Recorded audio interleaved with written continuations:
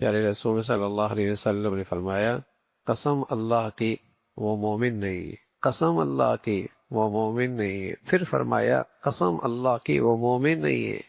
پوچھے گا یا رسول اللہ کون ہے وہ شخص جو مومن نہیں ہے؟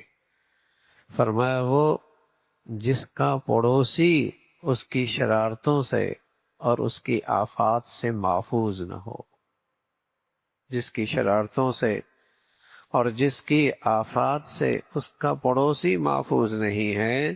اللہ کے نبی فرمانے لگے، اس کا ایمان کالعدم، اس کا ایمان کالعدم، اس کا ایمان کالعدم، جس کا پڑوسی اس کے شر سے محفوظ نہ ہو۔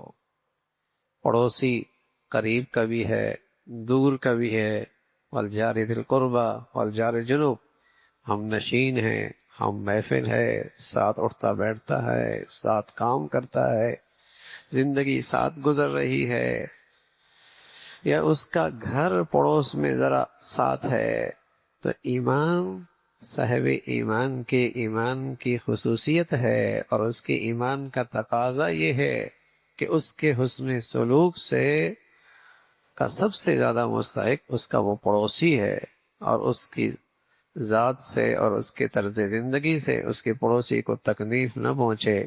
پھر رسول صلی اللہ علیہ وسلم فرمایا کرتے تھے کہ حسن اخلاق ہی کمال ایمان کی علامت ہے، بلکہ یوں بھی کہہ سکتے ہیں کمال ایمان ہے ہی اسی کا جس کے اخلاق بہت اچھے ہوں، جس کے اخلاق بہت بڑھیا ہیں اسی کا ایمان بھی بہت بڑھیا ہے۔ ایسا نہیں ہو سکتا کسی کو ایمان کی حقیقت نصیب ہو اور اس کے اخلاق اچھے نہ ہوں، ایسا نہیں ہو سکتا۔ ایسا نہیں ہو سکتا کہ کسی کو ایمان کی حقیقت نصیب ہو اور اچھے اخلاق نصیب نہ ہو، ایسے نہیں ہو سکتا۔ جہاں اخلاق بڑھیا ہیں وہاں ایمان بڑھیا ہے، اور جہاں ایمان بڑھیا ہے وہاں اخلاق بھی بہت بڑھیا ہوا کرتے ہیں۔ اللہ بڑھیا ایمان بھی نصیب فرمائے، بڑھیا اخلاق بھی نصیب فرمائے۔